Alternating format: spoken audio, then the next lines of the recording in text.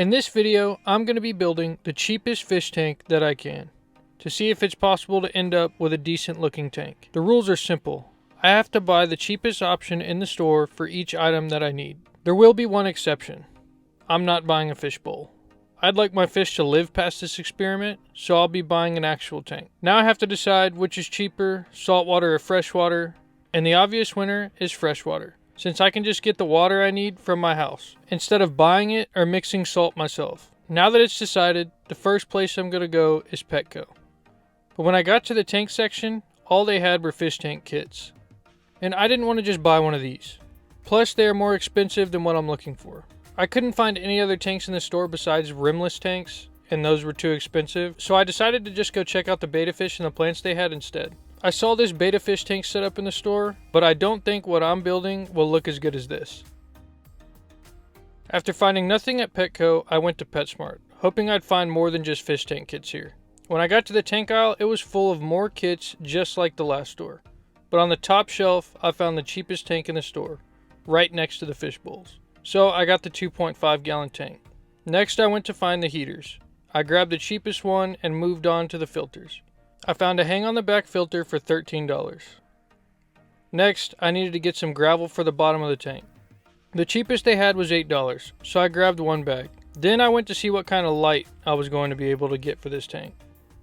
They had one for $17. I could skip the light altogether because I'm not planning on having anything but fish in this tank. I'm going to get it anyways because I think the tank looks a lot better with a light. Then I got this water conditioner so my tap water would be safe for the fish. And last, I got the cheapest decoration and fake plant so the tank wouldn't just be empty. These could be skipped too, but I want my fish to have some places to hide. So I got all this for $79.26, which is more than what I was expecting.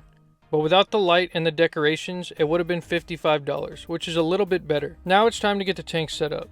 First, I poured in the gravel substrate. Then I started adding in the water.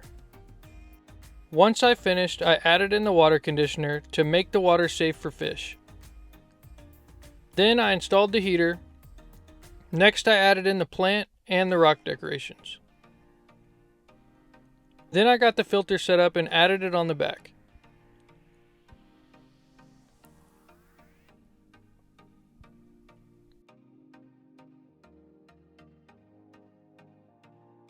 And finally, I added the light. It actually looked a lot better than what I was expecting, for it being the cheapest tank. I think it holds up well with my 10-gallon saltwater tank. After waiting a couple weeks for the tank to cycle, it's time to get a fish. So I went back to Petco to see what kind of fish I could add. The tank is 2.5 gallons, so I don't have many choices. And if I wanted to get the cheapest fish in the store, I could get a goldfish, but they get huge and they would not last in a tank this small. But I went back over to the betta fish section and found baby betta fish. And I decided on getting this one. I also needed to get him some food, so I got some mini pellets. When I got home, I showed him to his new home and got him acclimated. When he went in, he immediately started exploring around the tank.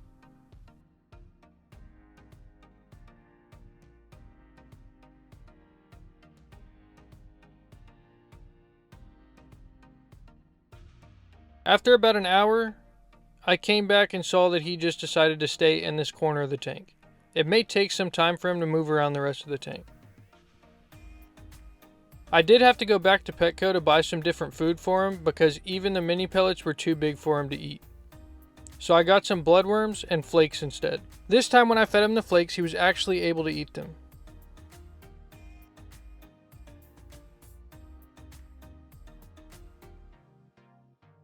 A few days later, I tried to feed him some bloodworms, but he was uninterested in them.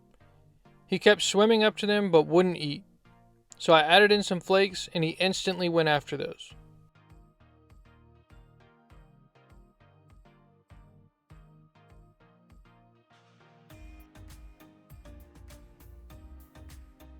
And actually decided to eat a little bit of the bloodworms too.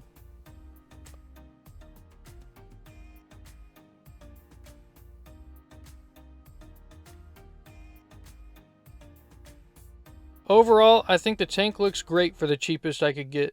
But as he grows, I'll probably have to move him into something a little bit bigger, because he might outgrow this tank in the future. That's going to be it for this video. Thanks for watching.